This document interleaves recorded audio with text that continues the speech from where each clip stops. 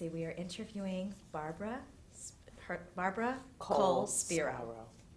And we're going to talk about your story and how you came to Milwaukee, how your family came to Milwaukee.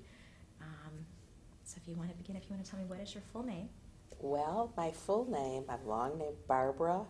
I should say Barbara Kohlberg Sherman Kohl-Spiro, because my mother's maiden name was Kohlberg, Kohlberg, in Omaha, Nebraska. And my cousins that are still there have dropped the Berg, so they're Kohl. So I'm destined to have that name. But let me start with my mother's family, because I guess I really identify with that family. And her father was born in Palestine, in Yaffo, and probably, we're trying to figure it out, but probably like in the 1880s, which would make him part of the first Aliyah. And somehow he left. He did leave and he was in the army, in the Prussian army, and ended up in Lvov, where my grandmother was.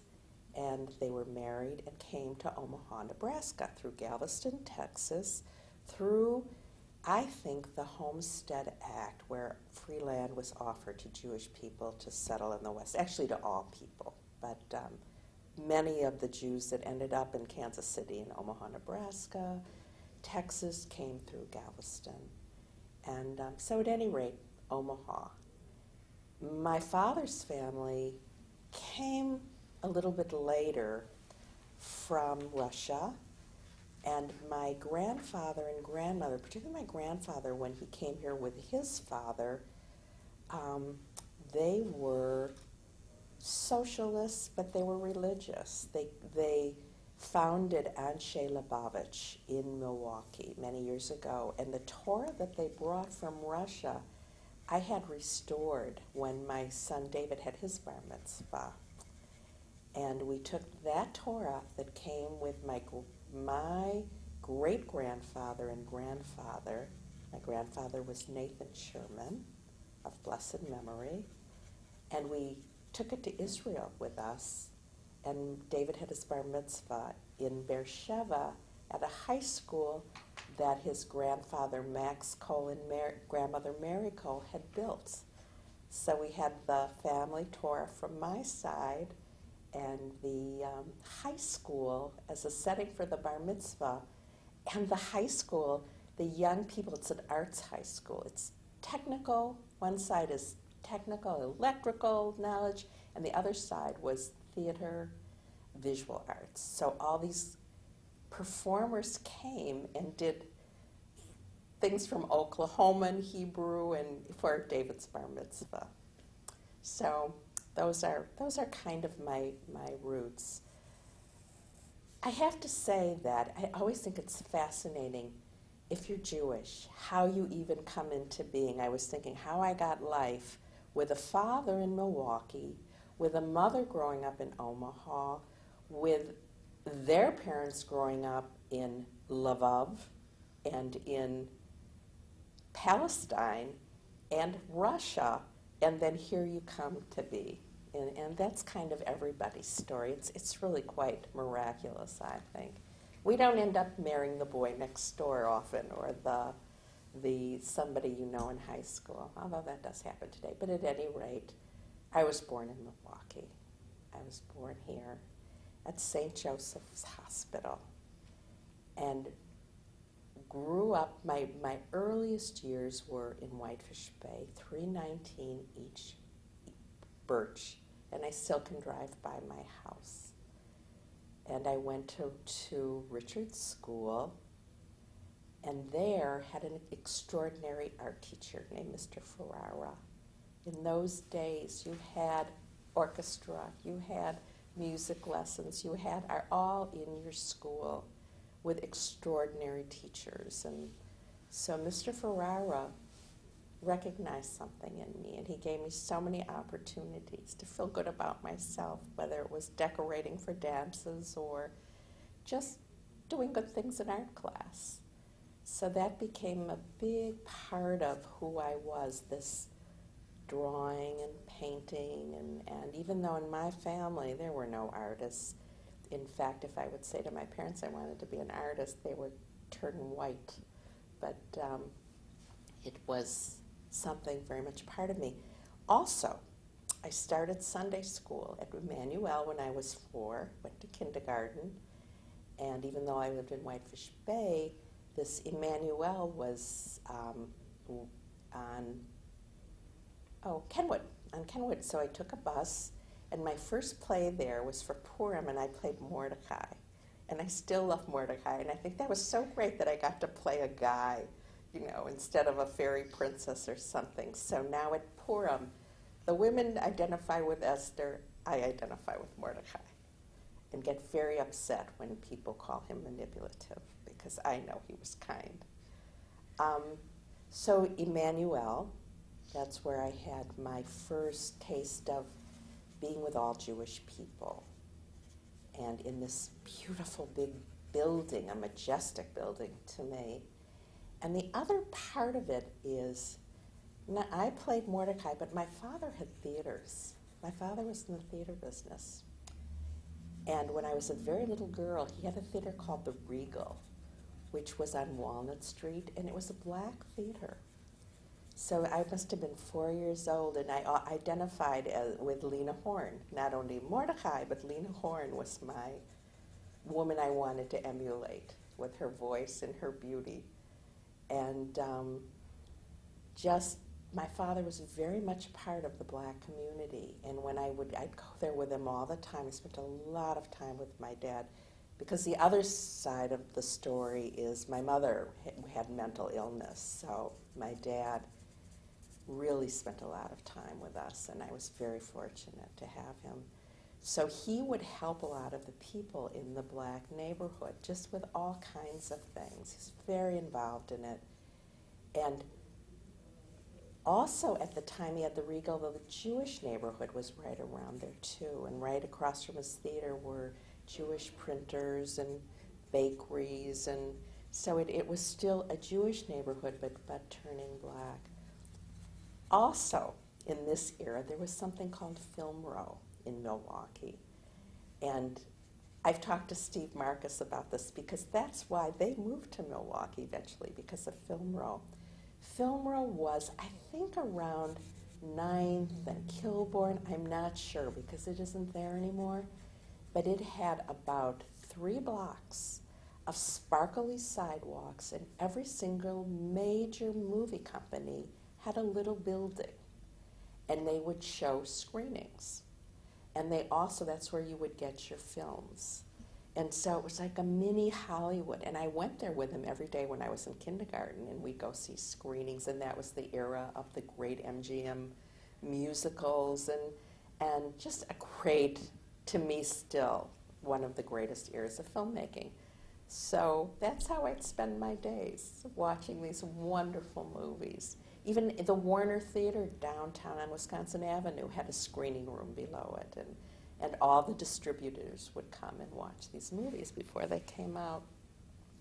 And so that's what my dad did for a living. He had movie theaters, and he had one in Racine also during World War II, so we would drive to Racine, and I don't know if people know this, but there was a German prisoner of war camp between Milwaukee and Racine, which for me, as a child growing up and just, hearing about the war and seeing the war, certainly in all the newsreels, we would go to Racine, and I would duck down in the car when we passed this camp.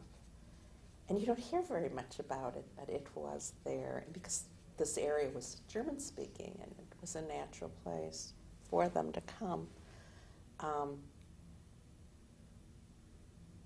There's so much to tell, and I'm not even going to go into World War II, where I had 3 uncles very much involved in it. One after the war lived with us. One was in Morocco. My Uncle Harry was a career military man in the Navy and went up as high as you could go as a Jew. And I visited him probably 8 years ago, and he lives in Virginia, in Virginia Beach, I think, and took us to a military place for dinner, and they saluted him. And it was just, he's just an amazing, interesting man. And what he did in life was military, which is quite unusual. Also had 4 wives and all these children, and a place for animals that nobody wanted, and took care of them. So my mother had an interesting family that I didn't know very well because they were all over the country like we are today, and also had started to intermarry. And I guess that was the seeds of my passion that my children should marry Jewish. And the poor things when they were growing up, because even in the lullaby, I'd sing Hatikva, and then I'd end it with marry Jewish. So to this day, I was just with my son David in L.A., and he with his Jewish wife Abby and his children Levi and Esther, so it does get through, possibly with Isaac on the way. He said he was describing somebody, and he said, all his grandchildren, none of them married Jewish. And it was, it sounds so bigoted, but in our family, this is kind of a bad thing to say about somebody, I have to be honest. And my family, I have an older sister, a brother, and a younger sister. My younger sister passed away a few years ago, Linda, of blessed memory, and my brother lives in Florida, and my other sister lives in Florida. My older sister, Joni, her children, she didn't care as much about the Jewish part, and they're all intermarried and really not Jewish, not practicing. I guess that I saw how easily you lose it. So it really, of all the threads in my life, my passion was maintaining this Jewishness, and not just necessarily with going to synagogue every Shabbat and all that, but making sure that in our house, we did have Shabbat, we lit candles. Since 1969, Israel was a big centerpiece, and Jewish camp, because then when I was raising my children, there was Hillel, but that was too religious for us. My children went to university school and were some of the only Jews there, and my son Danny probably was the only Jew in his class, so when it was Hanukkah, he told them about Hanukkah. When it was his bar mitzvah, his whole class came, and he was always very aware of being Jewish because he was it.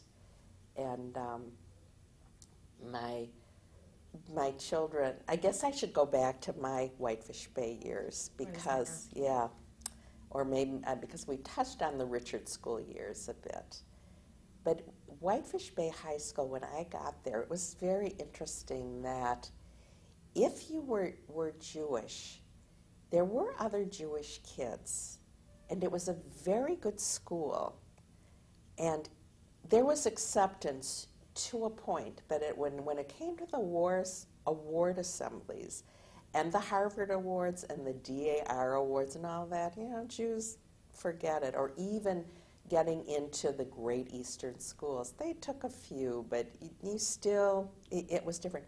When I got there, I was determined I was going to be a cheerleader, even though there were a couple Jews that had been. So I worked so hard that summer, and I made it. I was a cheerleader. And also, I wanted to be part of the school. I just didn't want to be not that I didn't want to be in B'nai B'rith and all of that, but I wanted to be part of my school. So I was on student government, and all my energy went into my school. And even when I was a senior, I was homecoming queen, which was unusual for a Jew, but I just put everything in. And I guess it's a lot of Jewish people felt that you couldn't just be regular, you had to overachieve. And so scholastically, too, I just was an overachiever and a little nuts about it, but had to because I felt there was more to it than just social. And I still have that with me, that I can't just care about social things. I have to be part of what's happening and it does get crazy. And luckily, my husband's like that also, so we kind of fit together that way. But you have to be involved in politics. You have to care. You have to be involved in things with your children's school. I don't like critics. I can't be a critic because I think you can change things if you don't like them. But it's easier to put things down. But if you care about something, see what you can do to make it better. And I have that in me strongly. Not following the crowd. There was a teacher at Richard's school named Miss Pfeffer who was Jewish, probably the only Jewish teacher at the school. And Miss Pfeffer used to say, you know what happens to little lambs that are just followers and follow the other little lambs? They become lamb chops. And I'm never a follower. I always have to think things through myself and do what I think is okay. I don't, took a long time, I don't pay attention to what other people are doing necessarily, thinking I have to do what feels good for me and my family. You must take that into your art as well. Totally, and that's part of it. Let's take the art thread, because when I was in Madison, I had my degree in art education. For my parents, I had to be a teacher from Madison. In that era, a lot of the teachers were from the Holocaust. European artists had to get out to live, and there were a few that ended up at the University of Wisconsin in Madison, thank God, because they had kind of a traditional sense, a classic sense of what you needed to be an artist. So there was a sculptor named Leo Steppet, who was the toughest teacher I've ever had in my life. He never smiled, but he taught you perfection, quality, standards. I remember the first model I did in clay, he said, I think it's the guy who looks like a bowling pin. You know, go out on the beach and look at what a stone looks like. You know, he was fabulous. Alfred Sessler, who was from Milwaukee, headed the print department in Madison, trained the printers that all around the country in the late 60s, 70s, 80s established Tamerman Press, Gemini, Parasol. It all came from his students. And I always laugh, you know, at people in New York or California, and they think, you know, they have the art. But I know that a lot of the roots came from here. And I adored him and took as many courses as I could from him, from Sessler. So I started being an artist, and I was really surprised when Sessler would say to me, how can I say this? You know, you do this. Keep doing this. This is what you should be doing. And even though I would come out of the art workshops with black fingernails and all these, the women from New York and Chicago, they were getting their manicures and their hair was perfect. I was coming out with ink on my clothes, but I loved having this little community of artists, serious artists. And when I graduated, coming back to Milwaukee, I went to UWM and started working on my master's degree in art, and also had great teachers, one Joe Freebert. And I hope on these oral histories there is something about him, because he was Jewish. He really was a socialist and went to school at a socialist school where they ate on Yom Kippur. In fact, they celebrated eating on Yom Kippur. But he was probably the finest artist in this area and passed away last year, Joseph Freebert. And he also gave me encouragement to keep doing what I was doing. And I have always done what I'm doing, and I have a love for art, just not my art, but artists or creative thinkers. It's more than, as I say, real estate on the wall. It's more than the piece of art or who did it. It's a whole way of looking at the world. And I've gotten so much out of being part of this world, even if it's in a little way. But I wanted to talk about 1969, going to Israel for the first time, because at that time, before I went to Israel, I guess that I wasn't doing my art as much as I was doing. I was getting into the social track a little too much, and it wasn't making me so happy. And I went to Israel, and in my head the whole trip, first I was crying the whole time. I just couldn't get over this place. But something kept saying to me, quilts, quilts, quilts, quilts. And I've always loved quilts because it was something women did, something that women did without, out in the prairie, out without having anything. And they had this need for something beautiful. So they'd take old clothes, they would take whatever and put it into a form of something really beautiful, geometric designs with stories, come together to put the quilts together, and they'd gossip, and it was a social aspect and an aesthetic aspect to it. So that fascinated me, and it was the women's movement too. So when I came back, I started doing my paintings again, but they took forms of quilts and messages on the quilts. And little did I know, but other artists were doing this too, women. It was a big part of the women's movement. And that's how I started again. And for some reason, I went to Washington, D.C. It was the first wash art they had. First art expo anywhere in the country. This was in the 70s. And I went with Judy Posner, an art dealer in Milwaukee, and we set up a booth with my quilt things. And a Agam was there, and he was big then. He was big, so he comes over, and we kind of knew him. And he brought the art editor of the Washington Post. He said, "This is the artist that you're going to hear from." So of all the people in the expo, and it was big, they put my pieces in the Washington Post.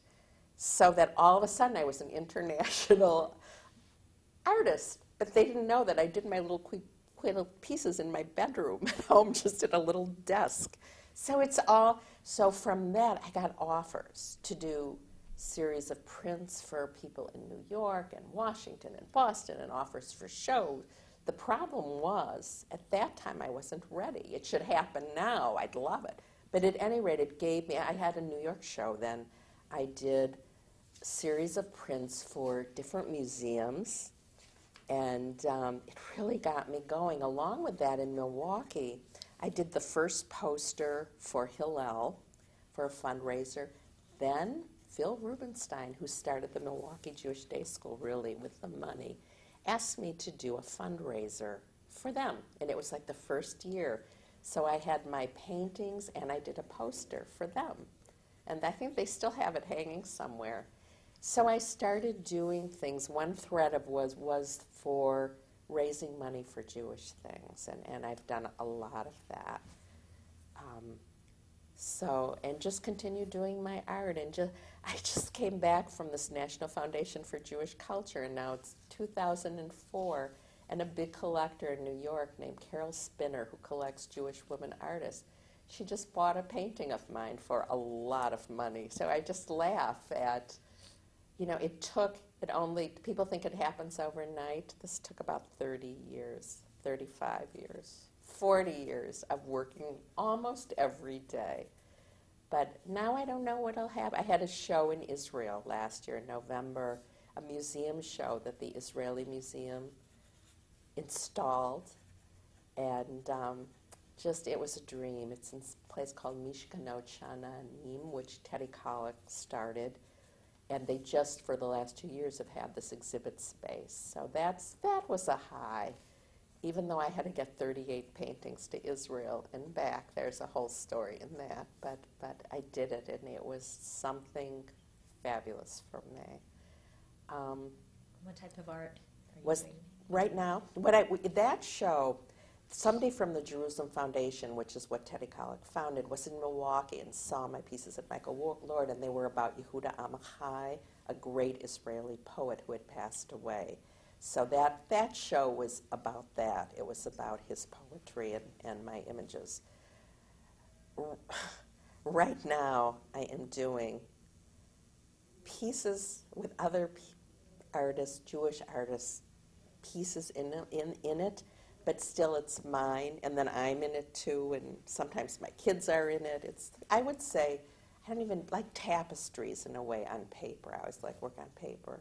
But I want to talk about this community, this Jewish community that has given me so much. I'm just going to give a synopsis kind of Camp Sidney Cone when I was, my mother sent me when I was in second grade, so I was terribly homesick, but I did go, and I remember it, Jewish camp, so important.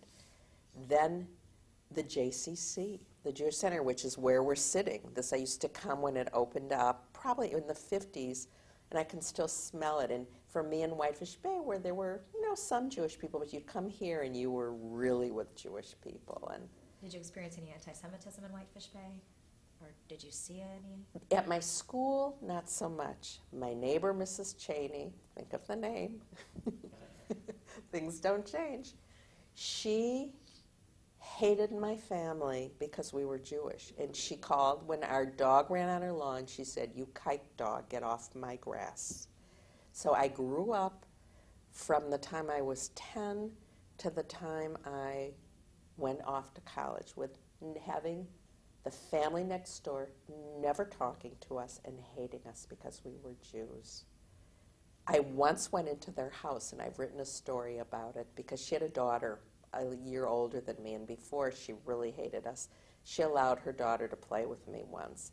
I went into their house. It was filled with American flags, pictures of hunting dogs, and Geppettos, those things that have, and it was such a different, and Susan Cheney was an only child. Everything was in order, and my house was total chaos. So I can kind of understand why she didn't want Susan to play with me.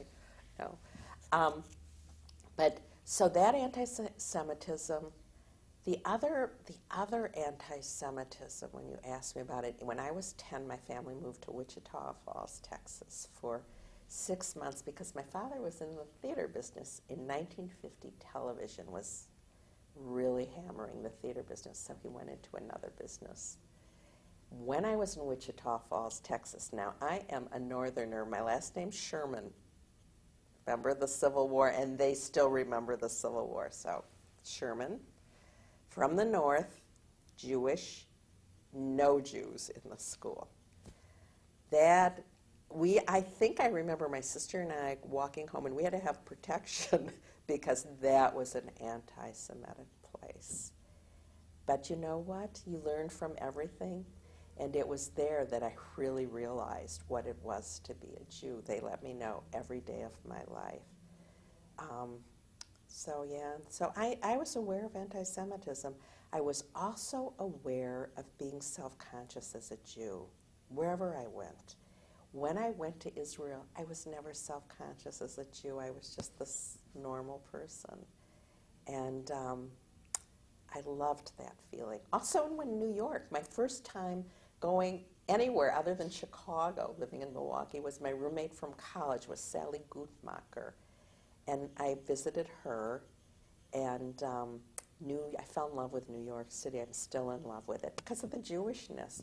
I have to say, even in LA, it's really quite Jewish. A lot of people don't like it, but it's Jewish. It really is so Jewish. And I like being with Jews. I love my people. My father used to walk in a restaurant, and he'd always say,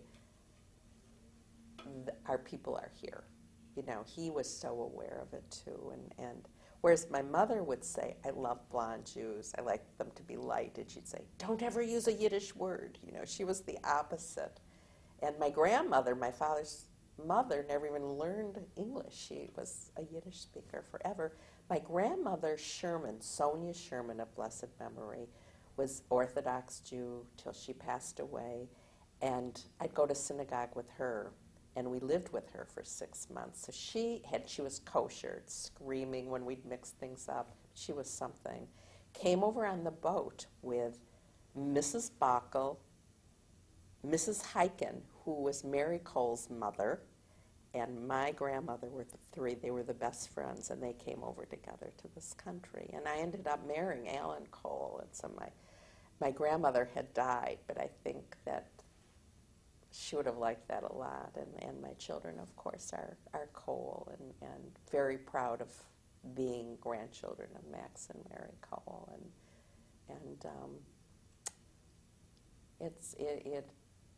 I think that the Kohls, when I married Alan, his parents were coming from Europe, were such Zionists that really influenced my thinking a lot. In fact, when they sold Kohls in the early 70s, Max Kohl, who was a very simple man, he gave most of his money to build this school in Beersheba, and they were wonderful people. So, I'm trying to think what else, and I have to mention my husband Herzl now, who is such a Zionist named Herzl. He was named after Theodor Herzl, and we were married in Jerusalem 26 years ago. I figured if my first marriage in Bethel synagogue didn't work, I had to go to Jerusalem to get married the second time under the right in view of the wall. In my husband's family, his uncle, Zion Hashim Shoni's, where we were married at their apartment, was on Golda Meir's first administration and created the planning. He was a city planner for a shtat, for a lot of the way Jerusalem was planned, and they're just amazing men, Zion and Esther. And they were also role models. I think it's really important as you're growing up that you pick out role models. And in this community, when I was growing up, we had superb role models. And now you're a role model. Well, I don't know. I maybe, but... Well, tell us about your involvement. We'll go back to the community involvement so we can find out more about that. About the role models? About how you are now a role model and your involvement in the community today. Well, I guess that going back, when I came back from Israel, I eventually, in a few years, became the Women's Campaign Chair. And I have to say, I started Lion of Judah. This is bragging, but it's a part of who you are. Political awareness,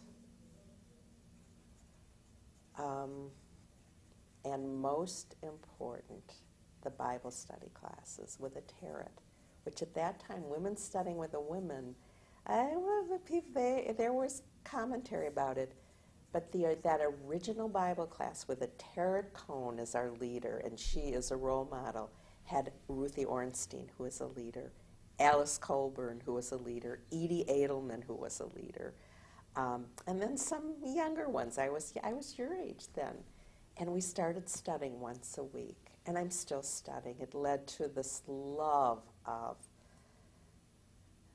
what we have as a heritage, what we have in those books, all the interpretations, and then I became involved in Pardes and studied there, and that's in Israel. And again, it's people that have probably a more secular kind of outlook, students that come from Harvard, Yale, Stanford, they've gone to the best schools, Brown, I have to say too, because my son Danny went there.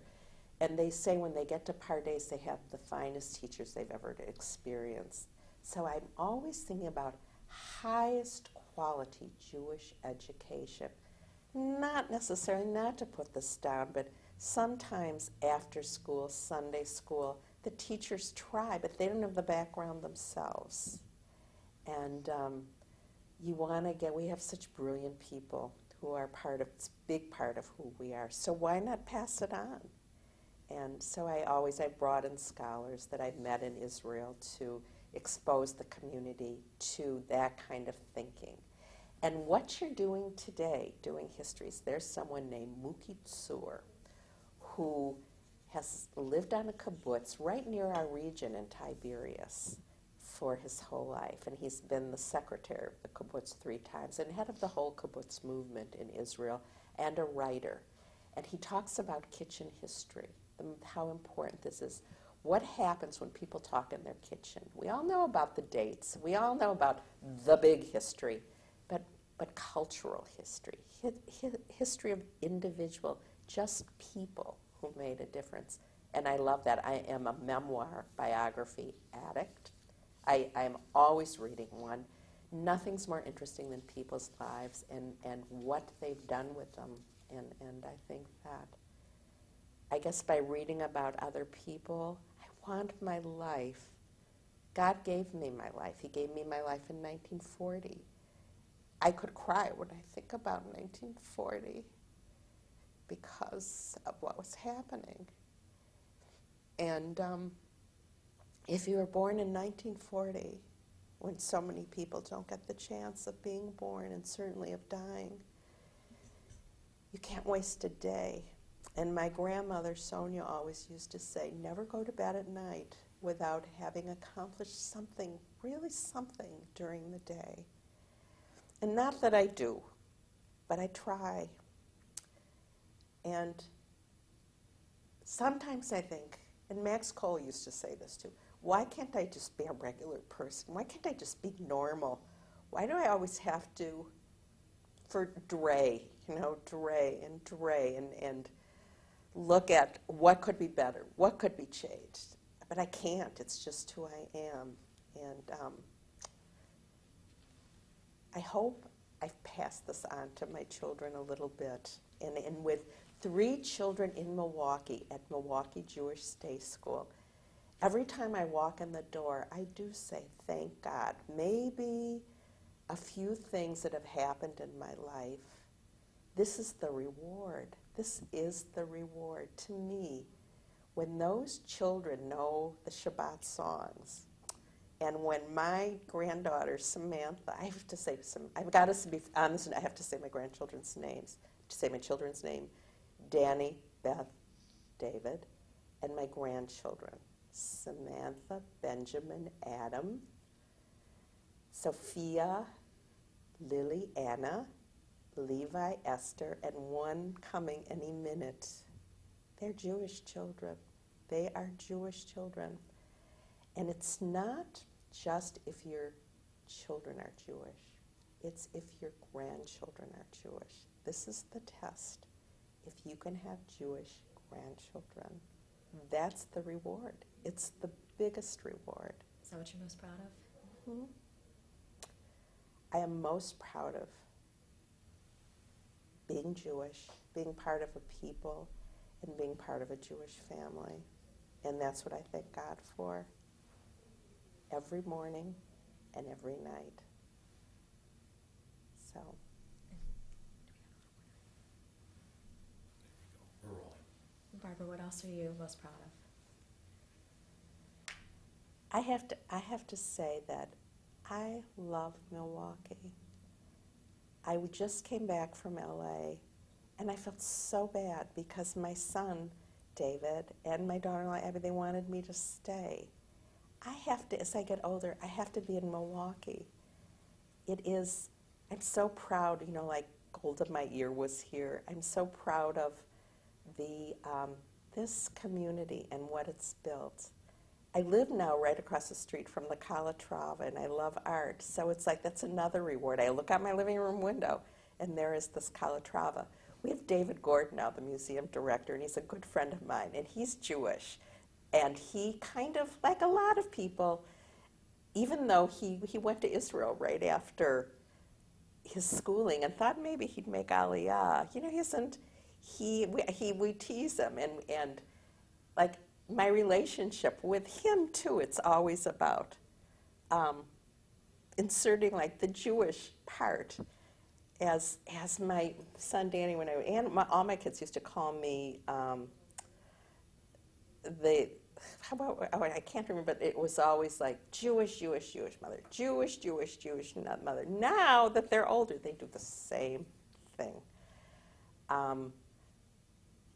Because I'm looking at you, Melina, I have to tell you, one of my role models was a woman named Bobby Glass-Steagall. And Bobby Glass-Steagall, I hope there will be many women like her, but I know there won't. Because here was a woman, she wasn't the campaign chair, she wasn't the Federation president. She was a queen. every time you would see her, she made you feel like you were the only one in the world, and she just put wind in your sail. She was such a charmer. And she lived across the street from me when I was growing up. When I was 319 East Birch, they lived on, what was the street they lived at? Whatever. The houses was just sold again. And she had a daughter, Joni, and Nancy, who I went to high school with. And Joni and I were friends from the time we were little, but Joni went to Henry Clay and I went to Richards. And until high school happened, we knew each other, but we really knew each other in high school. And Joni loved art, and Joni was a cheerleader, and I loved art and was a cheerleader. When we were married, we had our children about the same time. She loved Israel, I loved Israel. And why I'm saying this is, and by the way, I loved her. Why I'm saying this is that you have to have a peer group that is also has the passion that you have. And then it works. It all works. It makes sense, and you add to the culture. I mean, it's like right now we're at Emmanuel, and I've been there since I was 4. And a lot of people I look around, and they're still my friends, were there also. And I don't want it to disappear. You know, so one of the things I'm doing now, when you say involved in the community now, I'm not as involved in Federation. I have to say I love Kathy Bernstein and what she's doing with the history. But I guess it comes a time in your life, and, you know, the meetings for me, I know it's important, but I've done it, and I'm doing other things now. And one of them is Emmanuel, and trying to make sure that it's there for my grandchildren, just as whoever was there when I was little made it there for me. Camp Interlaken also, my children went there. Danny didn't go there. He, in that era, I was a little off track, and he went to a camp called Mishawaka. He was the only Jew there, because at university school all his friends were going there. To this day, he gives me digs about sending him to this anti-Semitic camp. But he was my first child, and I didn't know, and so he came home, and he learned a lot there. But my other children went to Interlaken. David was a counselor there in L.A. His friends are still from Interlaken. Interlaken, that was a tarot cone. Again, Bible study classes, camp, a tarot cone. And she is a major role model in this community. And in fact, when I go to Israel, when I go to national meetings of other things, they all know a tarot. She's such a fabulous influence on what we have today. The other thing, a Jewish camp going to Israel, programs in Israel, getting kids to Israel when they're teenagers or college age, that is, and I worked on programs for that. I was one of the leaders of the Acharai trips when they were when we did that, where you would take, people had to, they could be married, but they couldn't go with their spouse. You had to go as a single group to Israel. And it was a very high and intense. A lot of the people that went on those Acharai missions are the people involved in the community today. I still wish they did those. We had 2 family missions to Israel when my kids were growing up, with other with the Brickmans and the Appels and the Goldings, and you know, we wanted our children to go as a group. And once we went, and Danny was about to start college. And there was a war in Lebanon then, and people called me and our family, how can you take your children to Israel? They're in a war, and you're crazy, and they're going to get killed. We went. It was the best trip. We went north, where the soldiers were, saw all the Russian tanks coming out of Lebanon, danced with the soldiers. We went to a moshav to pick vegetables because the soldiers couldn't do it. They were all in war. And my children remember the civility. It was real. It's something real. And when Danny went to Brown, he took Hebrew then, and he took courses in the Department of Jewish Studies. He right now is a Kohl-Scholar for the American Jewish Committee just started doing this, where you are with really very fine Jewish minds from all over the country. So going to Israel and seeing that we're not just Milwaukee, although just Milwaukee is something wonderful, but being connected to all of our people, and we are such a people. And I wanted to say that at university school, I know that people liked me, they liked my family as individuals. When I really became involved in the Jewish community and going to Israel a lot, being part of the people, they pushed back a little. So I think it's interesting how we can easily be accepted as individuals in our achievements and ever. That's okay, let's take a break. Okay, so we were just talking about the idea of being part of a people. I guess that we talk about the love of Milwaukee and all. I look at all of you young people with your beautiful children, and I see you at synagogue or the day school, and it's just, I guess when you get older, it is a wonderful thing to know that it's going to carry on. Even better, even my children know much more than I did. When I was growing up, no one had bar mitzvahs at Emmanuel. One person, Dick Levine, had a bar mitzvah, and that was really strange. And now it's just such a natural thing that and the Hebrew language also. I went to UWM to study Hebrew, and I'm not very good at it. But from somebody who didn't even know what Oneg Shabbat meant to somebody who can read the prayer book now, or I listen, I say, Ani mivina lo medaber, which is I can understand, but I can't. Speaking any language is really hard, and especially in Israel, the minute you start speaking in Hebrew, they correct you. They love to correct you and then start practicing their English. So when I'm in Israel, I speak Hebrew to anybody under 4.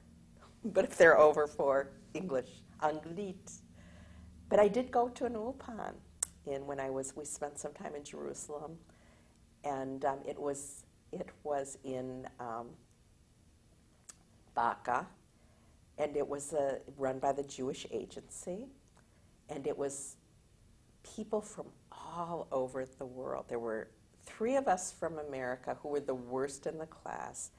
There was a woman from Slovenia, from India, which is called Hindu in Hebrew, from many from Argentina, from France, and they knew so many languages, and they got Hebrew so fast. And you had to speak Hebrew, no English. I just have to tell you a funny story, too, because, as an American, it's really hard at least for me, with languages. So, and we also have a very heavy accent in Hebrew, very heavy accent. So the teacher, we used to take tiuls, trips. So she said, tomorrow we're taking a tiul, she said in Hebrew. So she's saying we're going to Ir, and I thought she said erotica. So I come home to my husband, I said, we're going to Ir erotica tomorrow with my ulpan class, and I think that's quite strange. But, it's Israel, and he said, my dear, this was Ir Antica, which is the old city. So that happened to me all the time. I would just, in Hebrew, everything is so precise, and it's really easy to think you're saying something and be saying something else. But I love Hebrew, and I love, right now, the Israeli writers. And if you get translated, and I want more and more to get translated, at my meetings in LA for the National Foundation for Jewish Culture, which gives out literature awards, they're working on funding more translation of the Hebrew books, the great contemporary writers. And I wouldn't even have known about them, but I took a course at UWM with Professor Mansour, who is brilliant in literature and does a lot of the translation himself. That's the thing about Milwaukee. There's all these little hidden treasures. If you go looking for them, they're there. And there's wonderful Israelis living in our community also. one of the things about the community, and I was once head of the Israel committee, and I got to really know the shlichim that come here from Israel. And that is such a rich resource. And we still, when we go back to Israel, we still have a continued friendship with them. I was also part of something called, it was the Israeli Forum, North American Forum, and we would meet every 2 years. It was called the Moriah Conference, with Israelis in every different field and American heads, like the head of Brandeis or some of the writers, some of the just people that were very involved in Jewish life. And we'd meet, and it was extraordinary because you really got to know each other. And those are still some of our good friends, too. And just, I guess why I'm saying this, it's important not just to do things at an organized community level, although that's like an entree, but everywhere, around every corner, if you're in Jewish life, you discover delicious things. And that's what I'm always looking for. Is that how you want to be remembered? How do I want to be remembered? How do I want to be remembered? I want to be remembered as Savta. That's what my grandchildren call me, and that's Hebrew for grandmother. I want to remember as a Savta who cooks. I make gefilte fish. I want them to remember that maybe my house wasn't perfect or so clean, but when they came to my house, it was a very warm, inviting place with Judaica all over, with puppies, with good smells. That's how I want to be remembered, as a Savta, that whatever they did in the world, I didn't care. I loved them. They didn't have to go to Harvard and Yale, but they had to be Jewish. If they're Jewish,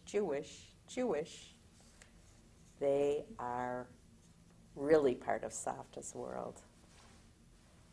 And somebody, at these Image Awards for the National Foundation for Jewish Culture, which were 2 nights ago, and even though they gave award Angels in America, Sex and the City, The Simpsons, the whole idea is it's okay, Jewish. If you look up at somebody did a movie and you say Jewish name, I want my grandchildren to do that. That's how I'll be remembered. If they say, I think closely, like when I was in Israel, I'd find all these old objects of Judaica, and when they have bar mitzvah or bat mitzvahs, of course they'll all get one.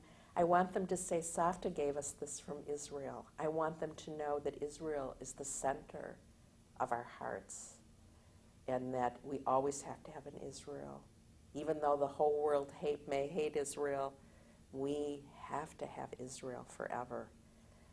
I want them to know that the most important thing in the world, to me, is them.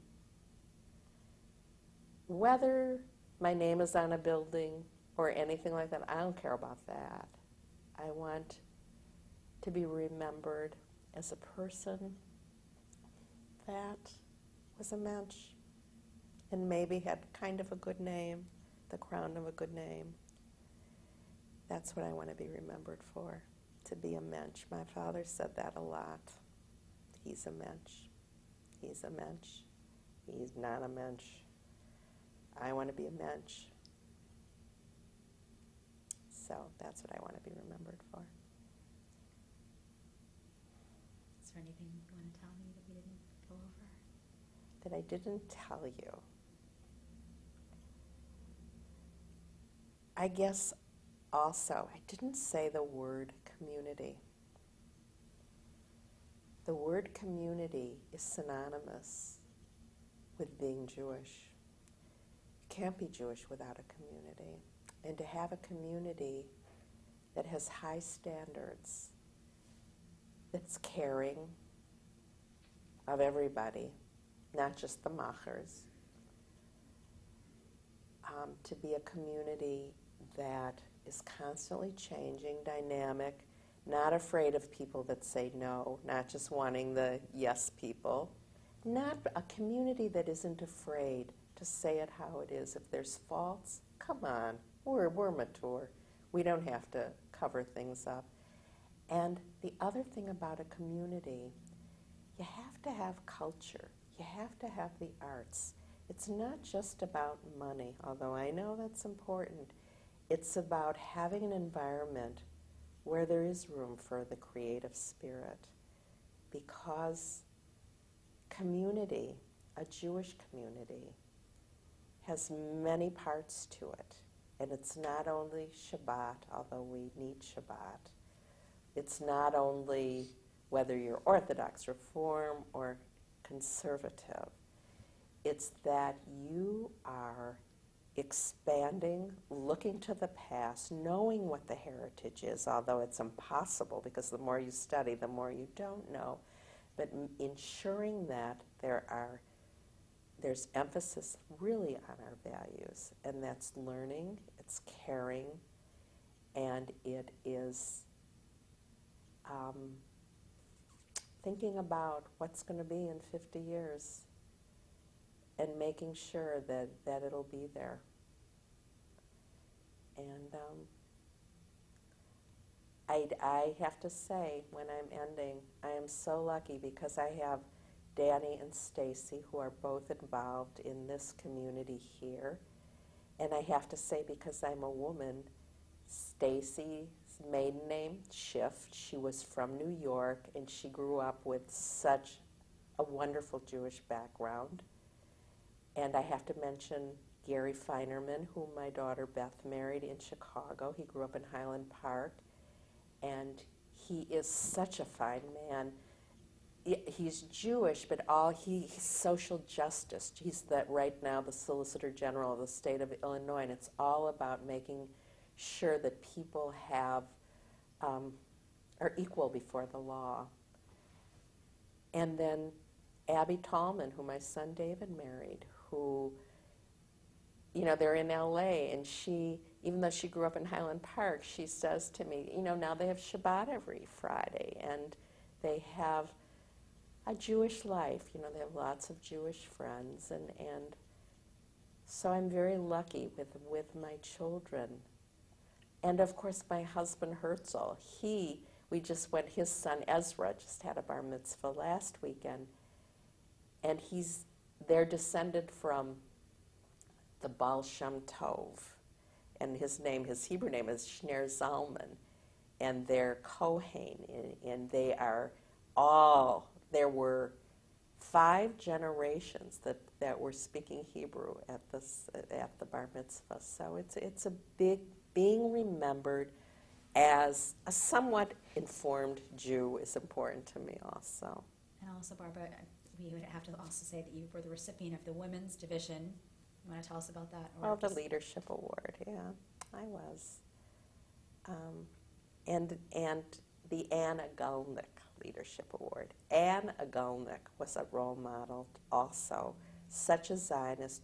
Without the Anna Gulnicks, without the Esther Leah Ritzes, without the Esther Cohns, and without Stacy, Beth, and Abby, and Melina,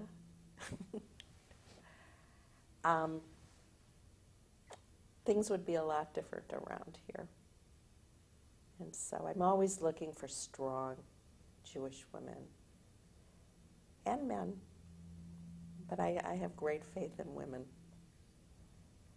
So I guess that's the story, and we all have a story, and we want that story to be a meaningful story with layers and layers and layers of life. Mm-hmm. Okay, today is October 14th, and my name is Melina Marcus, and thank you. It was a wonderful story. Thank you. I had the good interviewer. Oh, my gosh. Oh, you put Kleenex here.